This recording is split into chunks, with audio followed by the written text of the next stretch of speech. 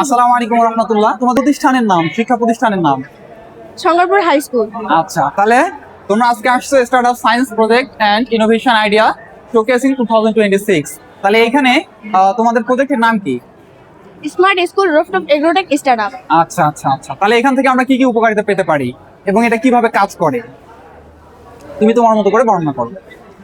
Sir, আমরা শুধু এখানে একটা সায়েন্স প্রজেক্ট দেখাতে আসিনি, বরং আমরা আমাদের বিদ্যালয়ে পড়ে থাকা অকেজো ছাদ এবং ভাঙা ব্রেঞ্চ ব্যবহার করে একটি লাভজনক এবং পরিবেশ বান্ধব বিজনেস মডেল তৈরি করেছি, যা আমাদের দেশের যে কোনো শিক্ষা প্রতিষ্ঠানে প্রয়োগ করা সম্ভব। স্যার, আমাদের বিদ্যালয়ে অব্যবহৃত জিনিসকে রিসাইকেল করে যে আমরা এই ড্রিপ ইরিগেশন সিস্টেমটি চালু করে সম্পদে পরিণত করতে পেরেছি, এটি আমাদের কাছে অনেক বড় সাফল্য।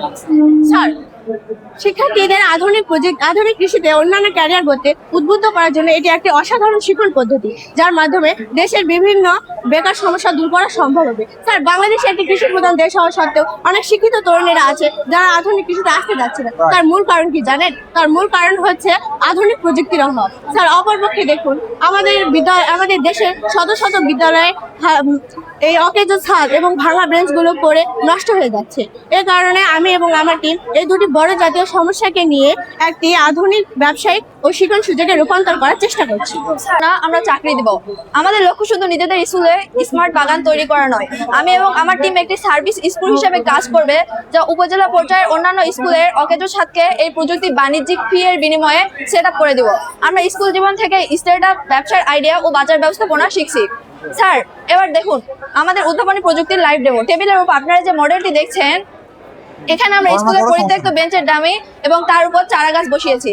পুরো সেচ ব্যবস্থাকে স্বয়ংক্রিয় করতে আমরা ব্যবহার করেছি একটি ড্রিপ ইরিগেশন সিস্টেম, একটি পানির পাম্প এবং একটি সয়েল ময়েশ্চার সেন্সর।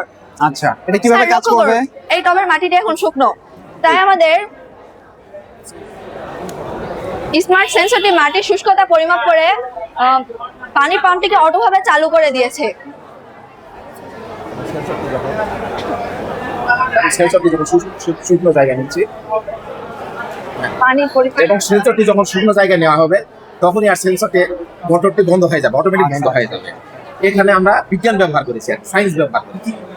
একই সাথে এখানে বিজনেস মডেল, সেই সাথে বিজ্ঞান এবং সেই সাথে ইনোভেশন, হ্যাঁ, তিনটিকেই আমরা এই মডেলে দাঁড় করাইছি, তিনটিকেই।